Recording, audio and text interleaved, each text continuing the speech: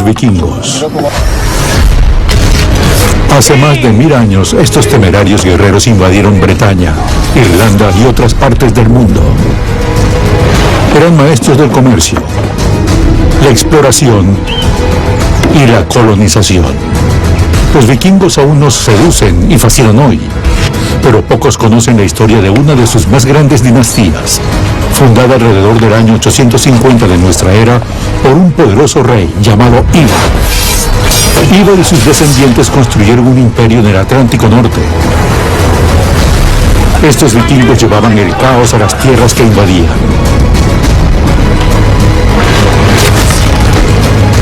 Pero sus contribuciones al comercio, la sociedad y la cultura se convirtieron en los cimientos de la sociedad. Las batallas que libraron decidieron el destino del noroeste de Europa por los siglos siguientes. Y ahora la ciencia sugiere que podrían haber salvado a un país del desastre.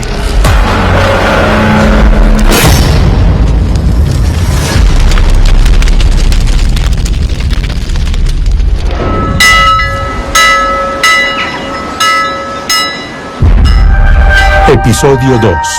La dinastía de Ivar. Hay muchas versiones de la historia vikinga, pero una muy inesperada solo surgió recientemente.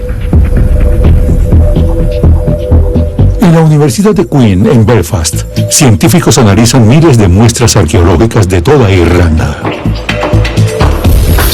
Intentan revelar las tendencias generales que dieron forma al país. La investigación sugiere algo extraordinario. En la temprana Edad Media, Irlanda sufrió una devastadora catástrofe. En este escenario, los vikingos pudieron haber ayudado a rescatar toda una sociedad, y al hacerlo, dejaron una marca que persiste hasta la actualidad. Vemos un componente escandinavo en el genoma de los irlandeses modernos, y parece ser específicamente noruego. Pero en el año 902 de nuestra era, parecía que la presencia vikinga en Irlanda terminaría. Para entonces, muchos vikingos se habían asentado en Irlanda, fundando puertos y comunidades en áreas costeras. El grupo más poderoso descendía del despiadado rey Ivar. Él fue el progenitor de un imperio vikingo. Y por eso los nietos de Ivar eran tan temidos, porque él era considerado una figura vasta, enorme y monumental. Los nietos de Ivar controlaban los principales asentamientos vikingos, incluyendo el reino de Dublín.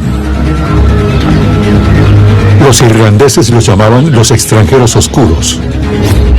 En el año 902 de nuestra era, los irlandeses contraatacaron a los invasores. Los reinos de Brega y Leinster atacaron Dublín y lograron una aplastante victoria. Tenemos narraciones crónicas muy vívidas de la época que nos dice cómo los vikingos fueron expulsados y escaparon heridos y medio muertos a través del mar. Los victoriosos irlandeses tomaron control de Dublín. Para la dinastía de Ivar fue un revés devastador. Sus logros y ambiciones habían sido destruidos. Los nietos de Ivar pasaron largos años en el exilio, en Bretaña y Francia. El mayor de ellos pudo haber sido Sihtric Ceac, Sihtric el Tuerto. Como su abuelo Ivar, Sihtric era un líder duro y resoluto. Estaba decidido a regresar algún día a Irlanda.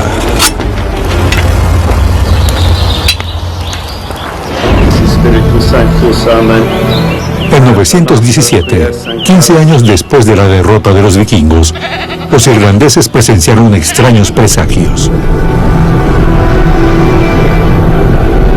Nieve y frío extremo, y hielo no natural este año. También horribles augurios.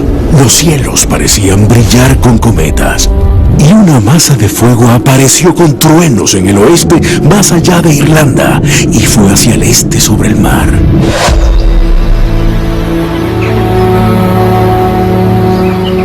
Ese mismo año, los monjes del monasterio de Saint Moline experimentaron una repentina interrupción de su rutina diaria.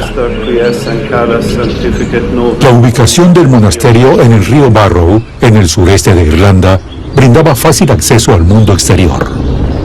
Pero también lo exponía a los atacantes vikingos, quienes ya lo habían saqueado 3 veces.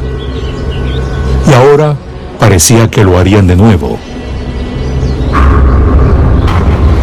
pues barcos vikingos estaban acercándose por el río. Su comandante era el propio Sihtric Kerak.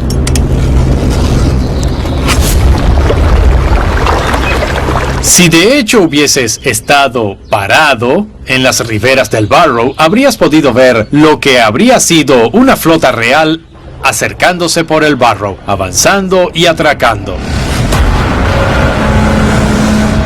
Lo que debió causar terror en el corazón de todos los que vieron eso, porque sabían que una venganza y masacre absolutas se dirigían hacia ellos.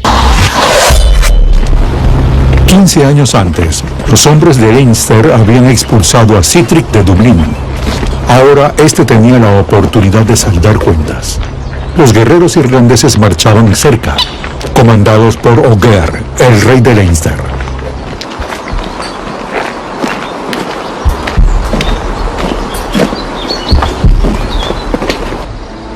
El Dr. Gavin Hughes es experto en este episodio crítico en las guerras entre vikingos e irlandeses. Algunos creen que Ogier sabía que el ejército de Sihtric estaba aquí y fue a enfrentarlo deliberadamente. Pero los vikingos fueron muy listos en ese sentido, porque evitaban las batallas planeadas si podían. Creo que probablemente vieron una oportunidad con el ejército de Ogier marchando y pensaron, bien, podemos enfrentarlos. Hoy este pequeño valle cerca de Saint Moline luce pacífico y pintoresco. Pero hace 1000 años estaba inmerso en el caos y la masacre. Porque fue aquí donde Sihtric atacó a los hombres de Leinster. Así que no hubo restricciones.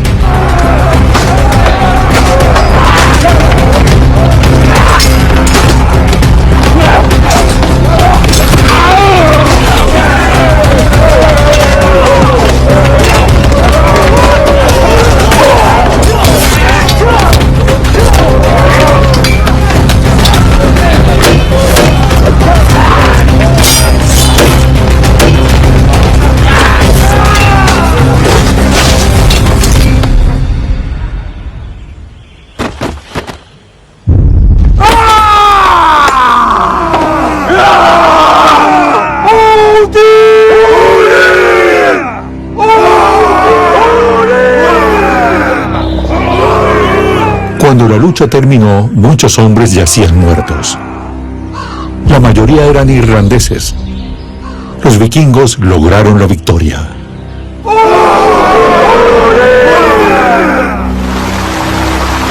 Así que hubo cuerpos flotando en el agua. Probablemente se volvió roja.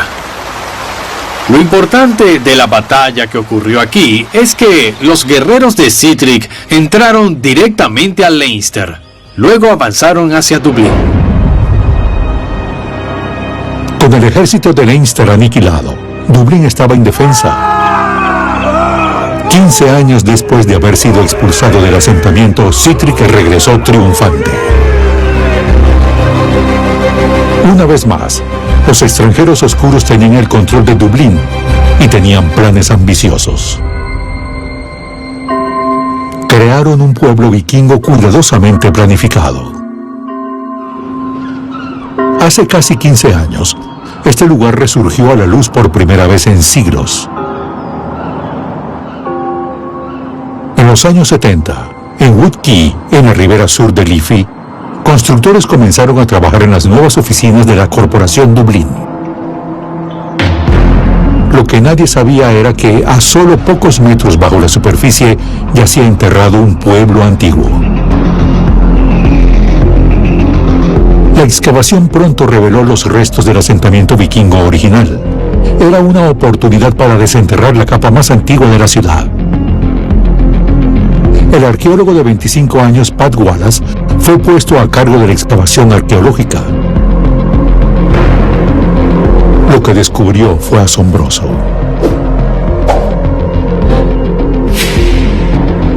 Un diseño único de cómo habría lucido un pueblo europeo del siglo X. Sabemos más sobre Dublín en el siglo X y principios del XI de lo que sabemos de cualquier otro pueblo del noroeste de Europa, incluso de Londres y París. Tenemos una imagen más clara del diseño del terreno, el ancho de los senderos, cómo usaban las parcelas, los tipos de edificios, dónde estaban ubicados, y todo eso por varias capas más de las que tenemos de cualquier otro pueblo del noroeste de Europa. Los vikingos también cambiaron fundamentalmente la arquitectura de Irlanda. Antes de su llegada, la arquitectura irlandesa mostraba un rasgo dominante: la redondez. Pero los vikingos introdujeron un nuevo método de construcción. Junto a Woodkey y a lo largo del borde de la calle Fishamble, Pat descubrió los restos de sus casas. Uno de los legados físicos importantes de los vikingos en Dublín es el establecimiento de los edificios de forma rectangular en las casas domésticas ordinarias. 75% de todos los edificios de Dublín tenían forma rectangular.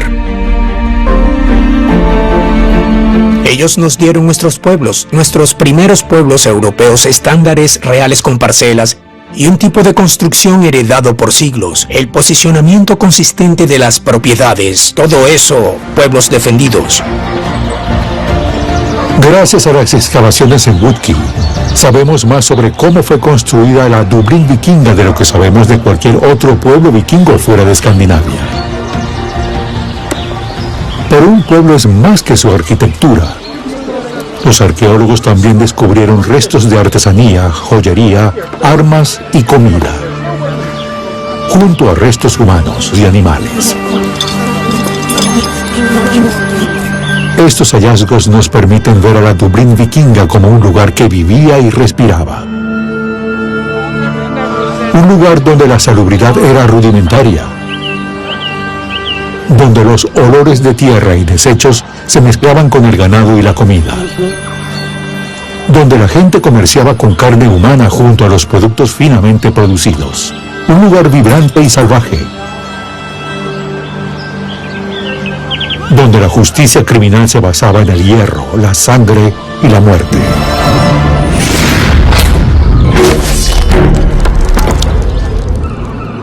Imaginen que vuelan en un helicóptero sobre la Dublín vikinga. Díganme ustedes qué verían. Su primera impresión sería la paja, los techos de paja, con humo saliendo por los agujeros. No una chimenea, solo un hoyo en la paja para dejar salir el humo. Y también habría lodo, así que verían lodo en varios estados de secado. El estuario contendría un lodo pegajoso, marrón y cenagoso. Me gusta imaginar a la Dublín del siglo X como un pueblo hecho de madera. Así es como la habría visto una persona que recorriese las calles de Dublín o incluso que entrase desde el muelle. Si pudiésemos regresar en el tiempo y caminar por el asentamiento vikingo de Dublín, nos parecería muy diferente de varias maneras. Una de ellas es que sería muy pequeño.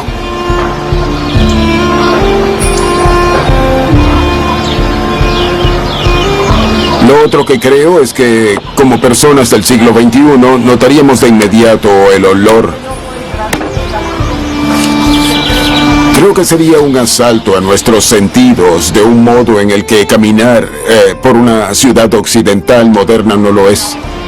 A pesar de ser pequeña por nuestros estándares, esta incipiente ciudad era un epicentro del comercio global. En esta etapa, lo que comenzamos a ver son personas que realizan trabajo artesanal e industrial, usando materias primas importadas del comercio marítimo del Báltico y el Atlántico Norte, y las convierten en bienes comerciales que pueden venderse desde el puerto de Dublín. Ciertas casas eran centros de trabajo del ámbar. El ámbar obviamente no es nativo de Irlanda, era traído desde el Báltico por el comercio marítimo. Hacían cuentas, amuletos y artefactos que habrían sido vendidos después en otros mercados.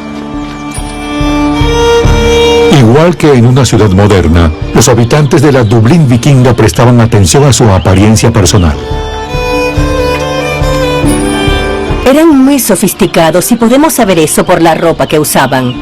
Hallamos fragmentos de prendas de lana tejida, de sedas que provenían del lejano oriente, de zapatos de cuero hermosamente fabricados. Mostraban su riqueza en las joyas que usaban y en su vestimenta.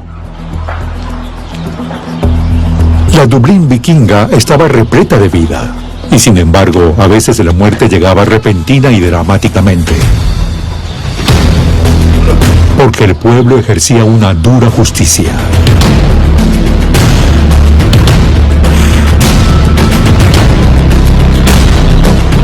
Estarías caminando en un ambiente en el que podía ver partes de cuerpos atoradas en la periferia de este asentamiento.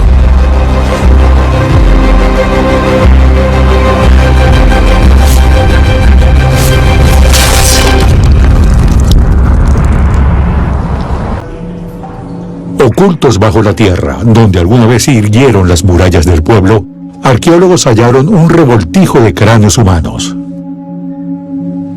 El bioarqueólogo Dr. Barra O'Donovan es experto en restos humanos y en lo que nos dicen sobre sus propietarios.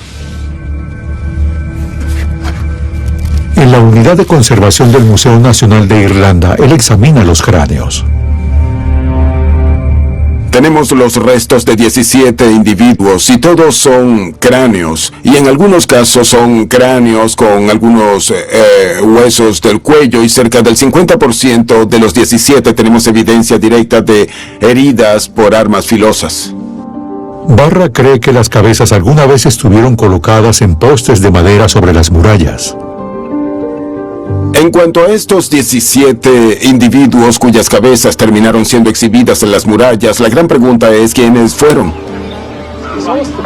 Es absolutamente posible que algunos fuesen habitantes del pueblo vikingo que pudieron haberse identificado con la población vikinga, pero que de algún modo ofendieron a quienes tenían el poder. Y finalmente fueron ejecutados. Así que hay evidencia muy fuerte de que estamos lidiando con eso, con estas cabezas. Estos eran trofeos colocados en las murallas de la ciudad. Es posible que algunos fuesen irlandeses locales que se mezclaron con los vikingos.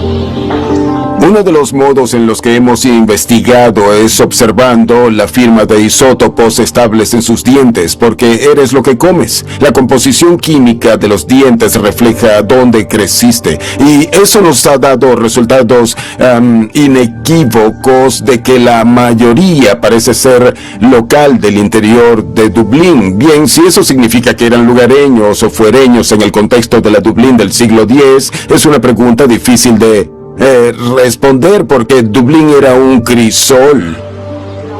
Había una mezcla de inmigrantes vikingos, pero también había mezcla en la población local. Nunca sabremos exactamente qué crímenes pudieron haber motivado las ejecuciones. Pero sí sabemos que los vikingos apreciaban sus joyas y otros objetos valiosos. Sentían un especial apego por un metal precioso, la plata. Los vikingos comerciaban con bienes en muchas regiones y a cambio la plata fluía a Irlanda desde el mundo exterior. Realmente la plata es el barómetro principal de la riqueza en Dublín e Irlanda en la era vikinga. Y también tenemos diversos tipos de tradiciones metalúrgicas, arte y diseño irlandeses basados en toda la plata vikinga. Encontramos cúmulos de plata por toda Irlanda. Hay más de 100, algunos con monedas. Algunos cúmulos están vinculados a lugares inusuales y misteriosos. La cueva Dunmore es una gruta de piedra caliza formada hace 300 millones de años. Contiene algunas de las formaciones de cuevas más espectaculares de toda Irlanda.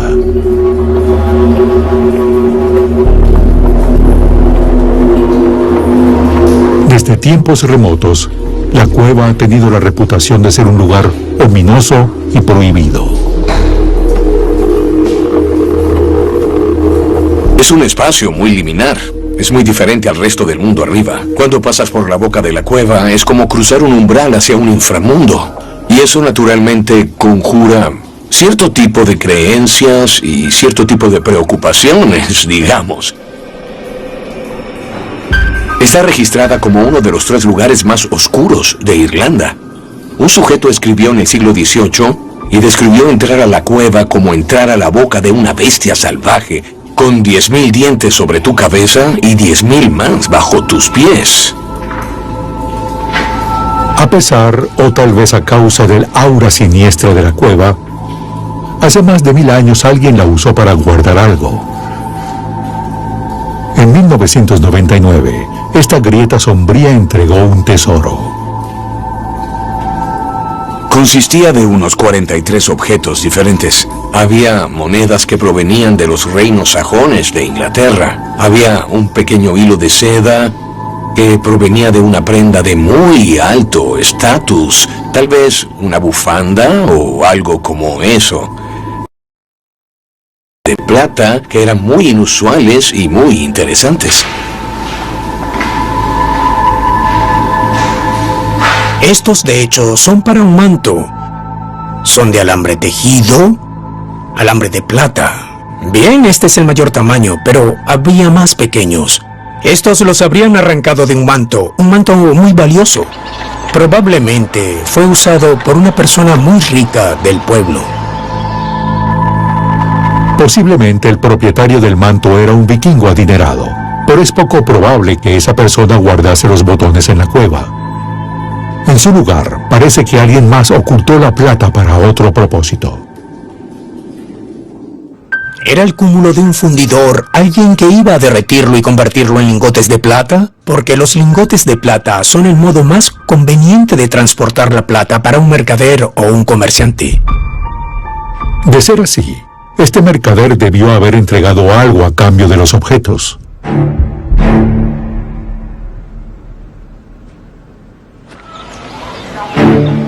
Los vikingos continuaban operando un enorme comercio internacional de esclavos.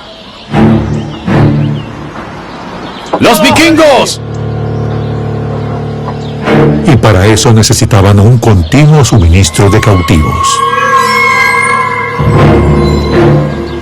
Los reyes irlandeses vieron esa oportunidad y la aprovecharon. Así que ellos vendían los esclavos de sus enemigos a los noruegos para ser vendidos. La plata que hallamos probablemente sea el resultado de la venta de esclavos a los noruegos para obtener ganancias.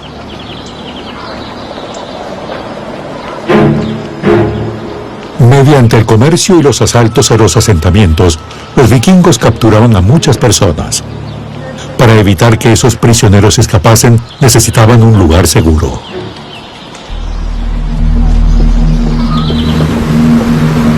De cara a las márgenes sureñas de la bahía de Dublín, Dalkey es uno de los suburbios más opulentos de Irlanda. Incluso tiene su propio retiro en el mar, la pequeña y pintoresca isla Dalkey. Pero cuando los vikingos controlaban esta área, los habitantes eran todo menos ricos.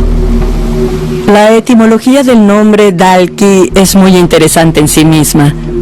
Las fuentes irlandesas en el siglo VIII registran un lugar llamado Dalhousie. Dale es espina en irlandés, Ini significa isla. Fue adoptado por los noruegos como el nombre del lugar, Dalk, espina, y Oei, isla.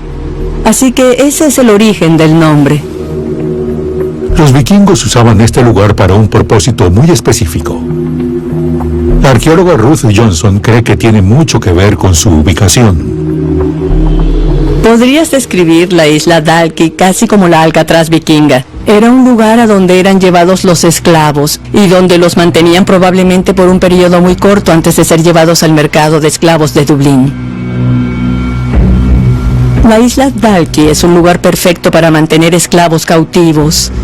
Está a unos 300 metros del muelle de Dalkey. Ese estrecho es sumamente traicionero, así que a un cautivo le sería muy difícil nadar a través de ese estrecho.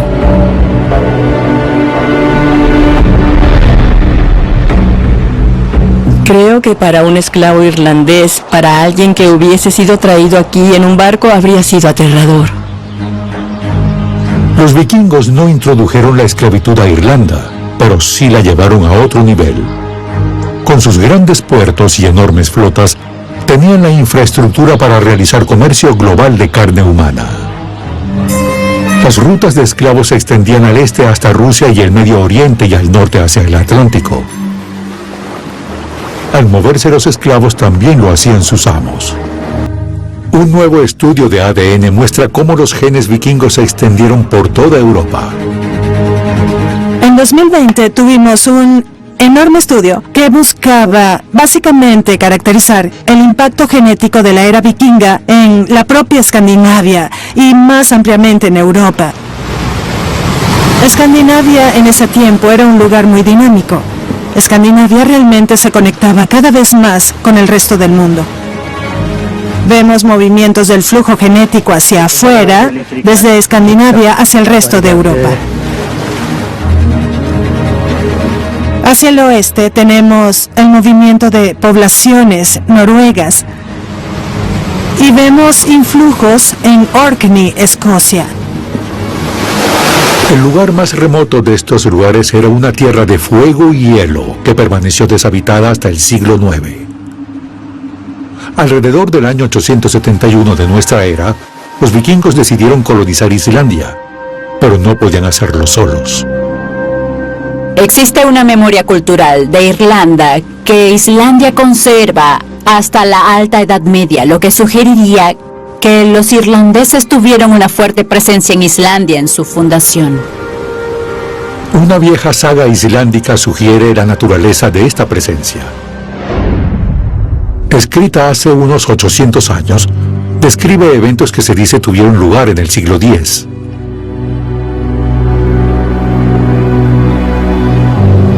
Uno de los personajes de la saga es un mercader vikingo llamado Höskuldr. Este viaja desde Islandia a Escandinavia, donde conoce a un comerciante de esclavos ruso. El ruso le muestra a Höskuldr algunas esclavas que tiene a la venta.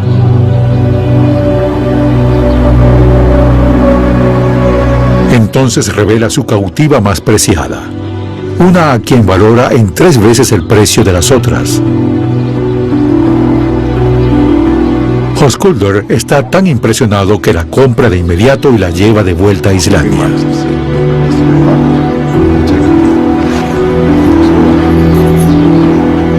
Su nombre es Melkorka y resulta ser una princesa irlandesa, capturada en un asalto y vendida como esclava. Más tarde tiene un hijo, quien viaja a Irlanda y conoce a su abuelo. Debemos recordar que las sagas son literatura islandica medieval. No son las fuentes del contenido primario, pero sí conservan la tradición oral de la era vikinga. A pesar de ser el personaje de una saga, Melkorka probablemente se base en una persona real. Y ahora la ciencia confirma que muchas otras mujeres compartieron su destino. Recientemente se realizó un estudio genético que examinó los huesos de los primeros colonos noruegos en Islandia. Y lo que hallaron fue que más del 60% de las mujeres que se establecieron en Islandia provenían de las Islas Británicas. Mientras que el ADN paterno sugiere que más del 60% de los hombres provenían de Noruega. Bien, lo que significa eso es que los noruegos llevaron mujeres irlandesas y esclavas británicas a Islandia con ellos, ya fuese como concubinas o como esclavas que trabajaban la tierra. Era un destino muy triste para cualquier mujer joven y atractiva que cayese en las manos de los vikingos porque literalmente serían comerciadas. Algunas mujeres eran atrapadas por causa de ser quienes eran, por su elevado estatus político, y también estaban las mujeres atrapadas en el extremo inferior del escalafón, así que no creo que haya sido una situación muy buena. Las familias eran divididas, así que las mujeres eran separadas de sus hijos, eran separadas de sus esposos. Bien, podemos suponer cuál era el destino que les esperaba a algunas de ellas. La dinastía de Ivar pudo haber ideado este programa de esclavitud en masa y transporte a una tierra extranjera.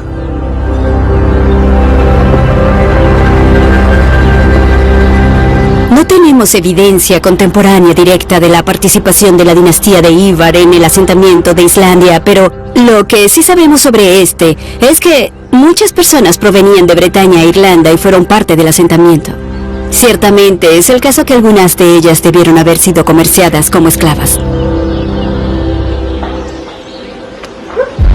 Para el año 930 de nuestra era, los descendientes de Ivar controlaban muchos asentamientos vikingos en Irlanda y Bretaña. En Dublín y Waterford eran todopoderosos. También dominaban York y el reino de Northumbria. Pero aquí enfrentaron una nueva amenaza, el rey anglosajón Athelstan.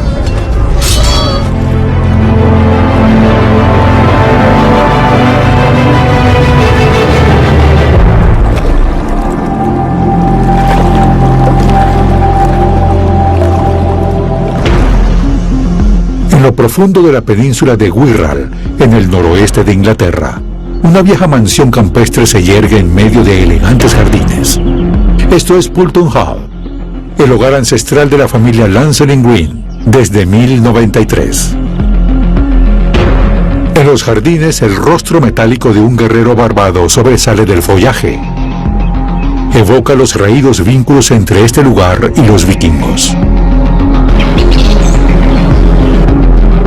Dominga David es miembro de arqueología de Wirral, con sede aquí, en Poulton Hall. El grupo explora la herencia vikinga en la península de Wirral, porque los campos cercanos guardan secretos que solo ahora están siendo descubiertos. Gran parte de nuestro trabajo es la búsqueda del sitio de la batalla de Brunanburh. Tenemos la firme creencia de que la batalla se libró en la península de Wirral y entendemos a cabalidad la enorme importancia de hallar el sitio. El lugar donde se libró la batalla sería el lugar de nacimiento de la nación de Inglaterra. Librada en el año 937 de nuestra era, la batalla de Brunanburh fue una lucha del todo por la incipiente nación de Inglaterra. Las semillas de la batalla fueron sembradas más de una década antes, cuando el monarca anglosajón Athelstan se propuso poner a toda Bretaña bajo su mando.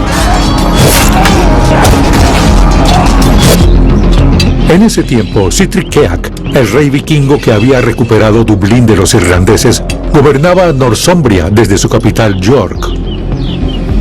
Cuando Sihtric murió en 927, Athelstan aprovechó la oportunidad para capturar York. Athelstan básicamente intentaba crear un reino inglés. No existía un reino unificado de Inglaterra antes de su reinado, y él puso a Northumbria bajo su control. Así que obviamente eso creó enemigos. La creación de ese reino inglés unificado es vista luego como una amenaza por los pueblos vecinos. En 934, en una demostración de fuerza, Athelstan llevó su ejército al norte, al reino de Strathclyde y a Escocia. Los gobernantes locales Owain de Strathclyde y Constantino de Escocia fueron incapaces de detenerlo. Ese mismo año, Olaf Guthfridsson, un bisnieto de Ivar, se convirtió en el rey vikingo de Dublín. Todos estos grupos, Constantino de Escocia, Owain de Strathclyde y los vikingos de Dublín, tenían un interés personal en Northumbria. Estos tres reyes de pronto tenían mucho más interés en común para derrotar a Athelstan. Por sí solos, ni Olaf, ni Constantino, ni Owain podían derrotar a Athelstan, pero juntos podían tener una oportunidad. En algún momento alrededor de 937, los tres reyes acordaron unir fuerzas e invadir Inglaterra. Unidos por primera y única vez, Olaf, Constantino y Owain sabían que era su mejor oportunidad de derrotar a Athelstan. En Dublín, el rey vikingo reunió un ejército, una mezcla de guerreros vikingos y nativos irlandeses. Los guerreros de Dublín zarparon en sus barcos. Este no fue el último ejército que envió Irlanda para invadir Inglaterra, pero fue el último en tener alguna oportunidad de éxito.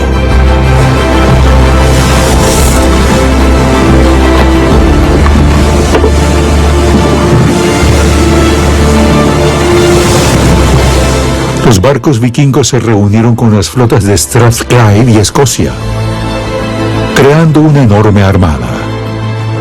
Los registros que tenemos sugieren que la flota pudo haber contado con más de 600 barcos, lo que habría sido enorme para los estándares de la época, y creo que todos podemos imaginar cómo pudo haber lucido eso y cuán dramático e intimidante pudo haber parecido. No hay consenso sobre dónde atracó la flota o dónde los vikingos y sus aliados escoceses enfrentaron a las fuerzas anglosajonas. Pero muchos creen que fue en algún lugar aquí, en la península de Wirral. El nombre de Bromborogh en Wirral concuerda muy bien con el lugar llamado Brunanburh, que está registrado en la crónica anglosajona, que es nuestra narrativa histórica más antigua de los eventos de 937. Esta área estaba colonizada por hiberno-escandinavos, así que habría sido una región solidaria a la llegada de un ejército invasor.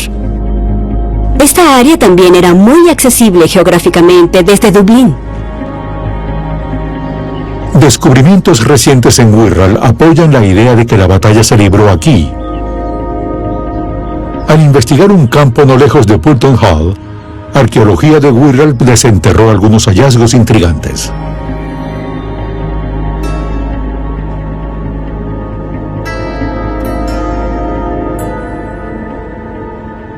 Hallamos una punta de flecha que fue identificada como una punta de flecha vikinga típica del siglo X. Y descubrimos algo muy interesante, que es una moneda de plata islámica llamada dirham. Era una moneda muy popular entre los vikingos porque la valoraban por su alto contenido de plata. Y a menudo se halla en áreas de ocupación vikinga o por donde pasaban los ejércitos. Es muy difícil, dado el rango de fechas que puede asignarse a estos hallazgos, decir, oh, todos pertenecen a 937. Pero existe un contexto plausible, aunque creo que este trabajo aún está en su infancia. La investigación continúa, y algún día podría confirmar que la batalla de Brunanburh fue librada en esta área. Pero donde quiera que haya ocurrido la batalla, algo es seguro: fue un encuentro feroz. Amaneció sobre un campo que pronto sería oscurecido por la sangre.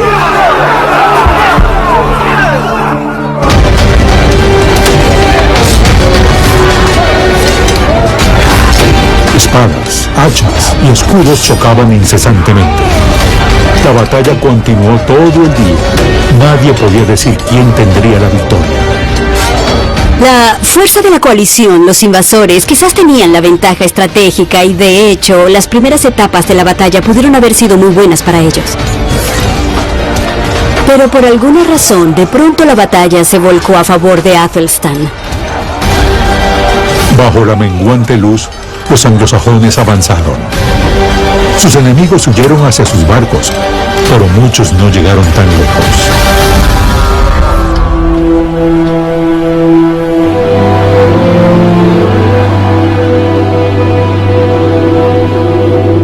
Los cuerpos de los muertos cubrieron el campo. La más grande batalla librada hasta entonces en suelo inglés había terminado. El resultado pudo ser cualquiera, pero los anglosajones lograron la victoria. Las esperanzas vikingas de dominar Inglaterra se hundieron en el suelo ensangrentado. Dejaron atrás para compartir los cadáveres al de abrigo oscuro, el Cuervo Negro. y la bestia gris, el lobo del bosque. Nunca hubo masacre mayor en esta isla. Nunca antes de esto cayeron más hombres por el filo de las espadas. La victoria afianzó el lugar de Inglaterra como la nación dominante en Bretaña e Irlanda. Los vikingos, irlandeses y escoceses se retiraron a la periferia y allí permanecerían. Pero de haber sido victoriosos, la historia habría sido muy diferente. Si Olaf y sus aliados hubiesen sido victoriosos, creo que eso habría apuntalado ese reino vikingo de Northumbria. Eso pudo haber consolidado el poder de los vikingos en Dublín, en el norte de Inglaterra, y teóricamente el reino de Inglaterra, en sus límites geográficos actuales, nunca habría existido.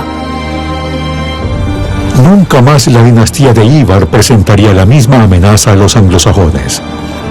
En el año 954 de nuestra era se retiraron de Bretaña.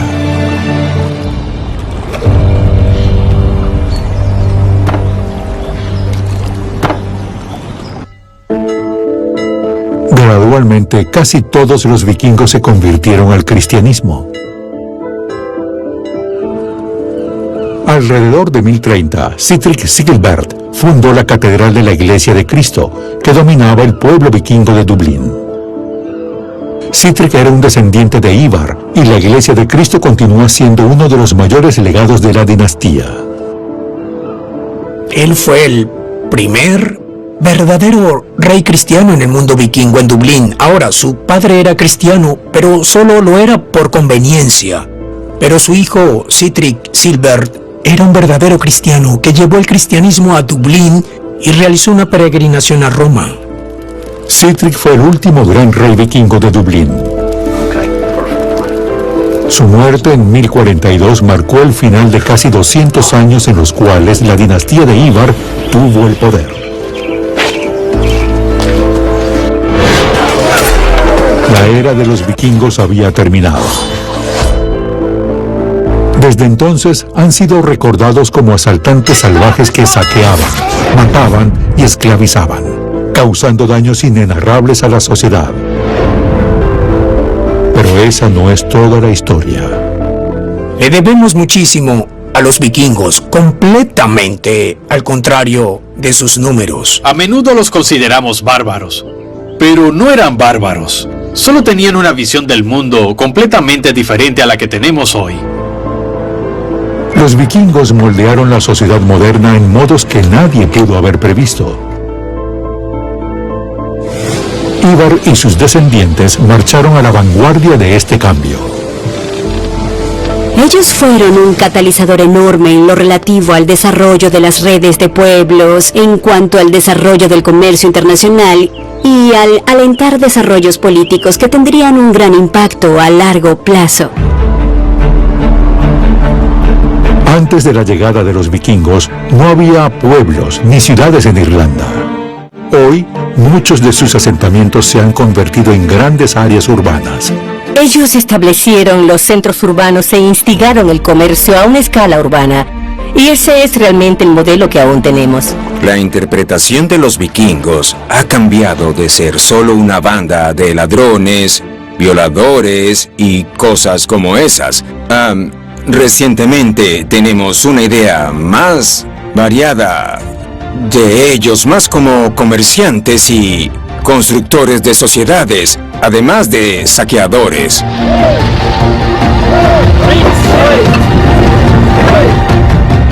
Y pudieron haber contribuido aún más. Una revolucionaria investigación sugiere que la Irlanda de la temprana Edad Media sufrió una misteriosa crisis y que los vikingos pudieron haber tenido un rol en su supervivencia.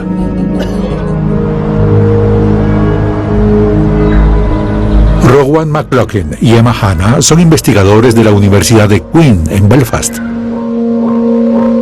Al compilar y analizar los datos científicos de los sitios arqueológicos, intentan hallar las tendencias generales que moldearon la historia. Los sitios arqueológicos a menudo son solo momentos individuales. Lo que podemos hacer es observarlos por un largo periodo, obtener estadísticas de todos estos sitios y modelar estos datos para poder construir una imagen continua de cómo evolucionó la sociedad y cómo cambiaron las cosas de un siglo al siguiente. Gran parte de estos datos surgieron durante la década de 2000, cuando Irlanda inició un importante programa de construcción de caminos. El auge en la construcción de carreteras fue una oportunidad maravillosa para ver bajo la tierra y saber qué tipo de sitios arqueológicos había allí. Antes de la construcción de las carreteras, la planificación de estas fue investigada arqueológicamente y se realizaron excavaciones a gran escala en áreas del paisaje irlandés. Se descubrieron miles de sitios que databan de diferentes periodos, pero en especial de la temprana Edad Media. Y el material de esos sitios nos permite construir una imagen de lo que ocurrió en esos siglos. Usando un acelerador de radiocarbono de alta tecnología, los científicos analizan este material. El proceso se llama datación por radiocarbono. Todos los seres vivos contienen carbono, y una fracción minúscula de esta es naturalmente radioactiva. Así que cuando un ser vivo muere, esa radioactividad comienza a decaer lentamente, y lo que hace el acelerador de radiocarbono es medir el número de átomos radioactivos que quedan en una muestra arqueológica. Y a partir de esa medición podemos averiguar hace cuánto tiempo vivió ese organismo. Este método ha sido usado para datar más de 10.000 muestras de radiocarbono de sitios por toda Irlanda. Lo que podemos hacer es reunir todos los datos y analizarlos de modo que nos digan cómo cambiaron las cosas con el tiempo. Podemos crear modelos de densidad de los niveles fluctuantes de actividad y usarlos para determinar cuántas personas vivieron en el pasado. Los cálculos revelan algo inesperado.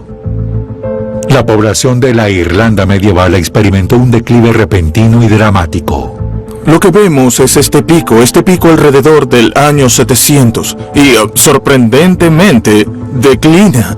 Ahora, esperaríamos que una sociedad que evoluciona y crece aumentase su escala gradualmente y aumentase en complejidad, pero eso no es lo que muestran los datos. En su lugar hay un declive muy importante. Rowan realiza luego un análisis regional de los datos, y este brinda una pista de cómo Irlanda sobrevivió a la catástrofe. Cuando dividimos nuestros datos, vemos patrones similares en el noreste y en el noroeste y de hecho en el suroeste. Un patrón predominante de declive sostenido. En el sureste vemos algo diferente. El declive ocurre después y no es tan severo como el que vemos en los otros lugares. El sureste de Irlanda, incluyendo Dublín, Wicklow, Wexford y Waterford, fue donde se asentó el mayor número de vikingos. El influjo vikingo pudo haber salvado a una población en crisis. Los vikingos pudieron haber tenido un efecto estabilizador en el declive.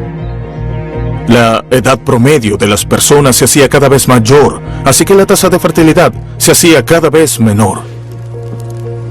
Cuando los vikingos llegaron a Irlanda eran más jóvenes, tal vez y ciertamente eran mucho más dinámicos y capaces de producir un verdadero impacto en la sociedad irlandesa de la época. Y crearon un efecto perdurable en la reserva genética de Irlanda. También podemos ver los efectos a largo plazo de esto en el genoma de la población irlandesa actual. Vemos un componente menor, relativamente abundante, de ascendencia noruega en el genoma de los irlandeses modernos. El límite superior en ocasiones se acerca al 20%. Los vikingos podrían haber salvado a Irlanda. Los cambios que trajeron aún resuenan en la sociedad, no solo en Irlanda y Bretaña, sino por toda Europa.